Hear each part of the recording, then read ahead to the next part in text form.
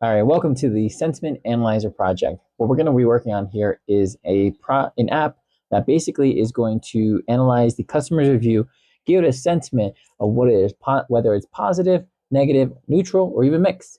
So let's jump straight into it and we can get started. First, what we're going to do is we are going to open up our AWS console. So let's open that up. And the first step we're going to do is on our project, we're going to start off with creating an IAM role. By typing in, we're going to search in the bar IAM. We're going to go to IAM service here. Now that we're here in the IAM service, we're going to go to our role section on the left side. Great. And here we're going to create our own role. So let's press create. We're going to choose now the AWS service here. Great. And then we're also going to use a case. And our cases we're going to use is Lambda. And here we can see our commonly used one is Lambda. If you don't have it, you can search for it. After that, we're going to scroll down here, and then we're going to attach permissions next. But here, we're not going to do it in this page. We're going to do it in the next page. So here's our permissions page, and we're going to be adding in the following. So we have our AWS Lambda basic execution role. And what we're going to do is we're going to select here. We're going to also look for the comprehend. Sometimes people call it the Amazon comprehend, but it's called here.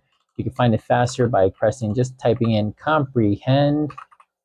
Now we select it as well. And now we're going to press next. We're going to name this role. We're going to name it the Lambda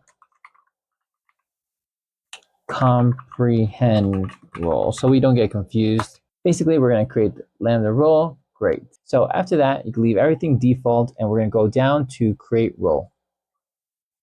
All right, at the top, you should see that you've created it. The role is comprehend created, and that's great. You've already done so far, so good. And the next step we're going to do is we're going to create the Lambda function. And here we're going to go search for our Lambda. Now that we're in Lambda, we're going to create a function. So create your function. Here we're going to do the author from scratch. So we're just going to start from brand new. All right, I'm going to put my name as the function name as Sentiment Analyzer function. So we're gonna choose our runtime to be Python language, but we're gonna choose between 3.11 or 3.12. I'm gonna go with 3.12, just keep it cool. And now we're gonna make sure we go down to our change default execution role. We're gonna go in here and we're going to remember how we labeled it, our comprehend. Everything's fine from this point to leave it as is, so that's perfect. And so we're gonna now just go down and press create function. Now we're gonna get a pop-up. You can always dismiss this, don't show this again, but I just dismiss it. All right, now that we've created that, we're going to now jump in a little bit deeper into Lambda, and we're going to need our source code. So you can copy my source code here that you found on the website, or if you found it underneath the description, either one works out well. If you have a different source code you want to work with, by all means, feel free.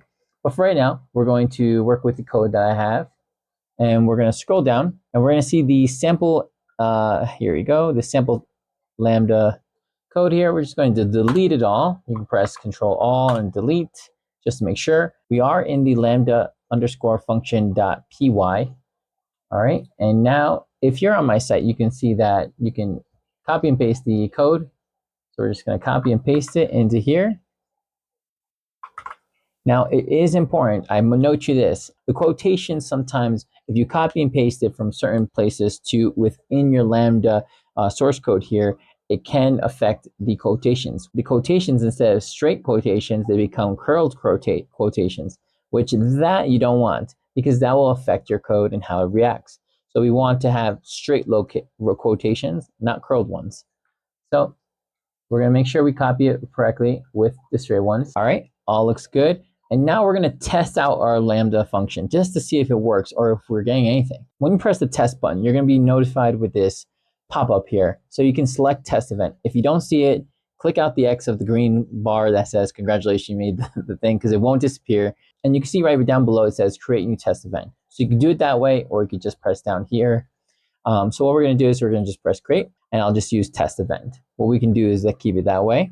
And then down below, we want to change this code here. Again, and copy it from my website here. We're going to import the JSON file, well, the JSON script here. And we're just going to paste it down here. You can do it from my website. And basically that bada bing, bada boom. All right, great. Reading and doing at the same time is very new for me, but we're going to do it. So we've got now our test event. We have now our text. Save on the top right, click save. Great. You should see that test was successfully saved. All right, and now we can press test again. Now at the bottom, you're going to see it say status 200, which is great, but we're not looking for it to just say body underneath and hello from Lambda. We want our code. We want it to give us sentiment saying it's positive, it's negative, whatever. And so what we're going to have to do is we need to make sure that we deploy it first. So we're going to deploy this. So you can see it's updating the function sentiment, function, analyzer function, successfully done. Congrats. Now when we press test, now we look below, now we see we have a 200 status. Woohoo! But we need to look a little further, scrolling down, and we see we now have a sentiment, which is perfect. It's exactly what we're looking for. Our sentiment is a positive one because the code that we put in our JSON for the example we put in is that the text says, I really enjoy using this product. It is simple and powerful. So that is pretty great. All right, great job. We've now completed step 3 and we've gone this far. Let's move to step 4 now. And that's where we're going to create an API gateway. We're going to search for API gateway. There we are. Create a new one here so we can work together on this. All right. And so we're going to create HTTP API. So we're going to build it from here. Click build. And we're going to label ours Sentiment API. Underneath integration, we're going to add the integration. We're going to now choose the Lambda that we've chosen before. All right, great, looking good now. So what we're going to do next now is it's going to give you some more options. And you can choose your region here. I'll leave it as my region here. And we're going to now also choose the function we're working with. The version we're going to be using is 2.0. It's going to be recommended. We're now going with 1.0. We're in the new age, baby. So we're going to now press next. Press next. Now we're going to configure a route. So we're going to add the route in. We're going to put the method as a post. For the resource path, we're going to choose sentiment since I've already created it. And then we're going to do the integration target as the function again. So now we're going to press next. And what we're doing here is we are going to put the stage name as prod for production. I turned off auto deploy for my own personal reasons because it caused me some issues later where I had to auto deploy and it was just a little bit too much. I just did it because I can control a little bit more. Press next. Reviewing looks good. Post, everything's great. Now we're going to press create. Perfect. It was successfully made. We have a post. We have a call. Great. Now we also need to do one more important thing. We need to go to our cores. So on the left side, underneath develop, we're going to see cores here. Okay, and here is in our cores is where we're going to have to configure. So let's configure, and here we're going to allow. Here we're going to give access control, allow to here a star, and we have to press add. So we have add, great. For our access control allow headers, we're going to then put content type. Okay, now for the access control methods, we're going to put post and options. Perfect. Okay, now perfect. Everything looks good. Everything is great. Now we're going to press save. Great. We're going to now press deploy. And now it's going to ask us a stage. Remember that stage we created?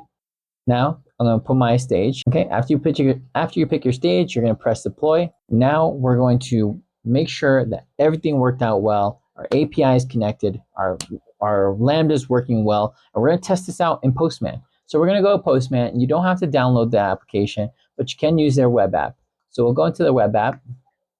In the web app, you can sign up. I'm already signed in. Once you're done signing in, that's fine. Once you're signed in, you're going to create a workspace here. I already have a workspace, so I'm going to just go in here. Now, after I'm in my workspace, I'm going to click on new. I'm going to choose HTTP. Right now, I'm going to choose post. Okay, under body, we want to have the code as raw. And we also want the JSON to be selected. So that's perfect. All right. Now we're going to input the JSON script there that we are working with. Again, you can get this from my website, post. Great. We have our invoke URL. Perfect.